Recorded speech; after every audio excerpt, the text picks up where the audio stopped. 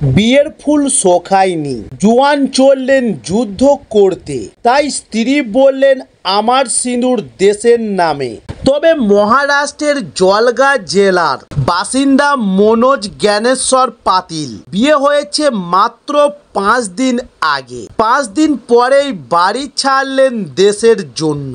5ই মে জামিনীর সঙ্গে বিয়ে হয় মনোজের, কিন্তু সীমান্তে যে লাগাতার গোলাবর্ষণ করে চলেছে পাকিস্তান, চলছে উত্তেজনার পারদ।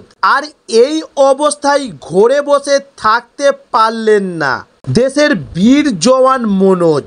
তবে মধুচন্দ্রিমা দূর কি বাত, বিয়ের পরের দিনই আসে ফোন, যোগ দিতে হবে ডিউটিতে। 10 তারিখে রওনা হন মনোজ।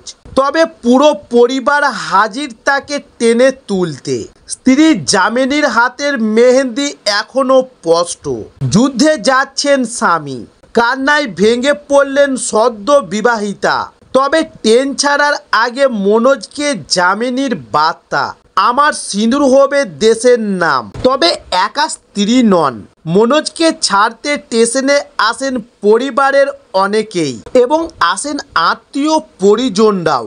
কিন্তু সকলের চোখে ছিল জল, কিন্তু মনে জেদ আর হার মানবেই পাকিস্তান। তাই সংকটকালে আর মনোজকে ঘরে বেঁধে রাখতে চায় না কেউ। ভগবানের কাছে একটাই প্রার্থনা, ভালো থাকুক ঘরের ছেলে। এরপরই মনোজ জানান যেতে তো হবেই, ভারত মা ডাকছে যে।